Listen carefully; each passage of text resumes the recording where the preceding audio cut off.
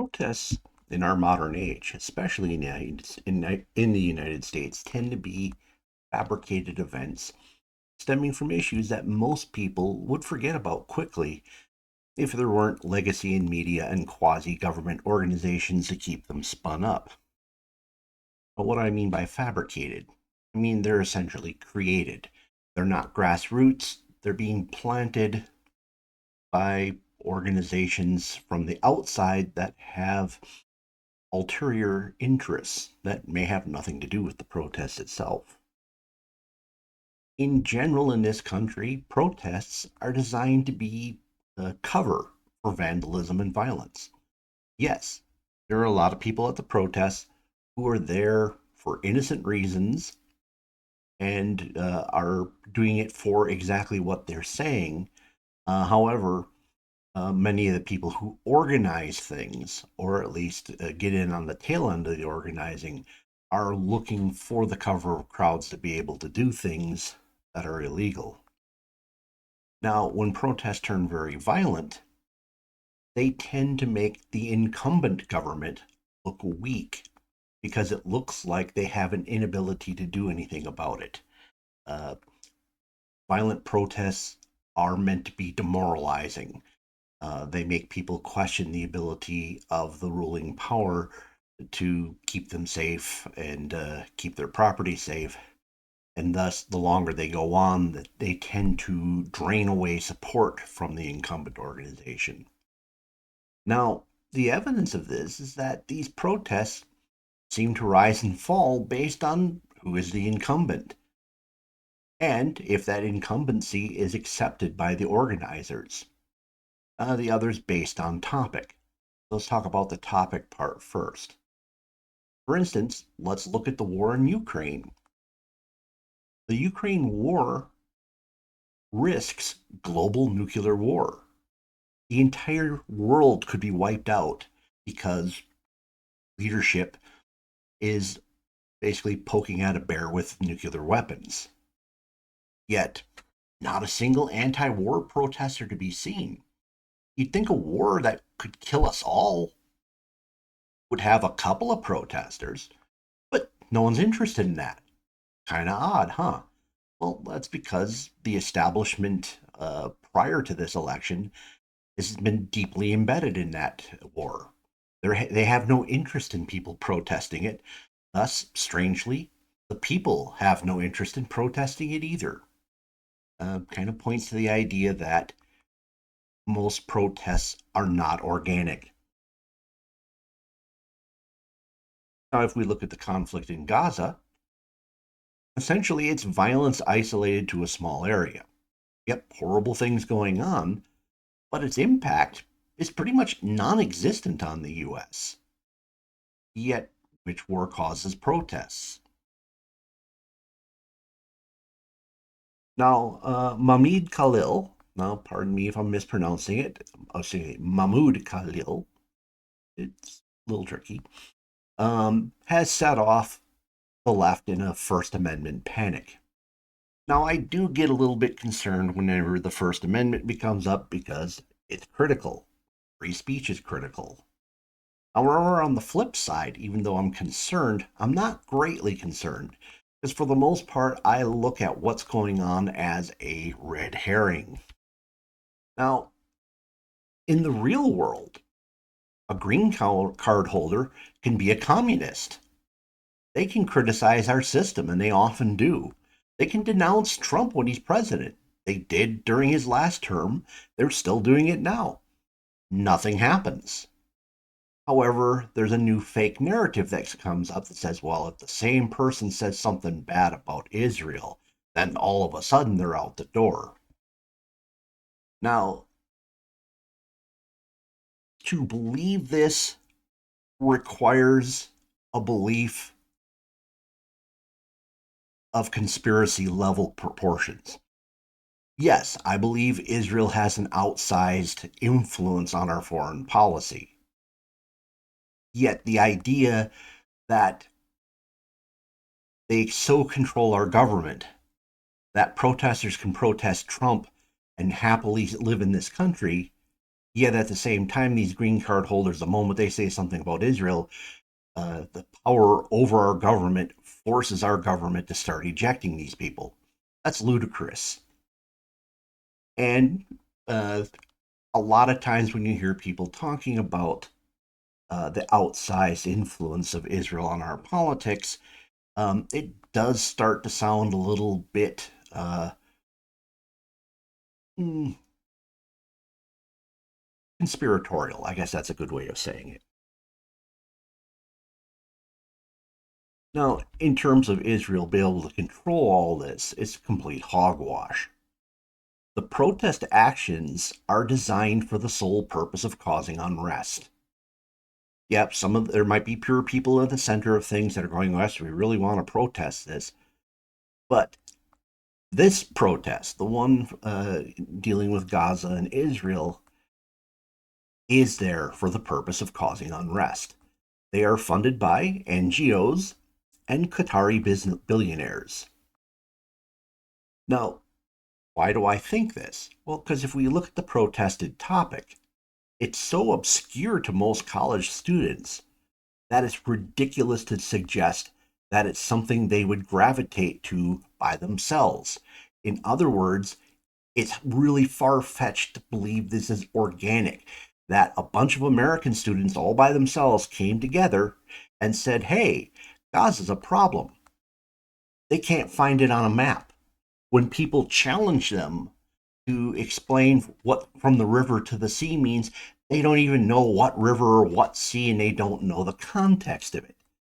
These are people who don't know the history of this place, a history that's very long and very complicated. They can't tell you the difference between a Gazan, a Palestinian, and an Arab. More importantly, this conflict with Gaza and Israel has been going on for 50 years. And before the current dust up, which right now is the worst it's ever been, but these protests started before this. There were actually much worse things going on in Gaza and Israel way before Trump came to office. But all of a sudden, out of the blue, this becomes a critical item when it's really kind of at its low point. Now, of course, obviously very high, but I'm saying during the first Trump administration, the whole Gaza Israel thing had been much worse before. So, what happened? Well, we take a look and we see that there are a whole bunch of foreign green card holders organizing this. And if you look at the organization of these events with pre-printed signs, uh, identical tents, and all kinds of things showing up, shows up there's some money behind them. So if it's truly organic, picturing this little group of students going, boy, we really feel bad about Gaza, let's protest. But all of a sudden, they got a big pile of money to make it all look professional. And the answer is the money, for the most part, is not organic. It came from NGOs, it came from foreign sources. So, when we look at it in terms of timing, during Trump's first term, when the whole situation in Gaza wasn't that big, the protests ramped up big. They ended up being the core of a lot of unrest. It dealt with some of the people deciding, hey, Trump just can't control things, and maybe if he goes away, these protests go away too. And lo and behold, when Trump went away, the protests went away. Fancy that. But then something weird happened. We got to a point where, towards the end of Biden's first term, people started saying, hey, we don't really want Biden as president again, so all of a sudden the protests ramp up again. When Biden firmly decided that he was going to be the candidate, he moved in decisively and shut the protests down. Protests the Democrats were supposed to be very supportive of, and were when it was happening during Trump's term. Then, all of a sudden, after the protests stopped for months, all of a sudden they're back on again, and who's in office? Trump. These protests, specifically the Palestinian, Gaza, Israel protests going on the colleges, are 100% astroturf. They're fake. They're not organic. They've been created by outside forces. And because of this, Trump would be absolutely stupid to let these start up again, because they're designed for the sole purpose of making it look like he can't keep control of things. They want to demoralize the voting base. So protest leaders being deported and the funding to universities being threatened is a way to prevent the summer of love, like what happened in 2020 with our cities burning, from happening again. It has nothing to do with Israel's lobbying ops in the US. Using anti Semitism as the reason for doing this is really merely a cloak. They're using it as the reason to get away with this. This is why we're doing this. Now, let's say these protests were actually Armenian finance protests for the sole purpose of undermining political credibility using foreign and NGO money. I would say they would be getting exactly the same treatment. So, again, yes, Israel has outsized impact on our government, but I think this would be happening regardless of who was seeding it, which Israel is not. It is being seeded by NGOs and Qatari billionaires. Now, let's say these fictional Armenian protests had happened, they'd be getting shut down too.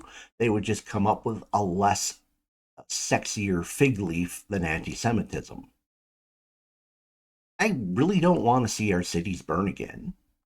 And I don't want to see American college patsies providing cover for commie thugs to perform mayhem. I'm not in favor of Israelis, Palestinians, or Qataris trying to influence our politics. I'm sure as hell not going to condone NGOs taking our tax money to try to create political instability in our own country. Now, the left commenting on free speech at this point really is a joke. They've had no interest in free speech on the internet for years.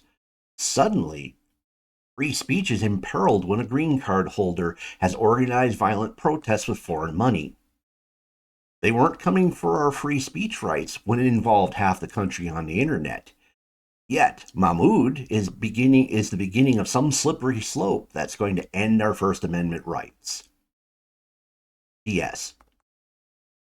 Since I doubt the sincerity of the left on free speech, I have to conclude that they are protecting him and others like him so that they can continue to organize. Now, libertarians jump in on this whole free speech thing too, and I do think they're coming at this with much purer hearts. But they often forget that rights have no hierarchy.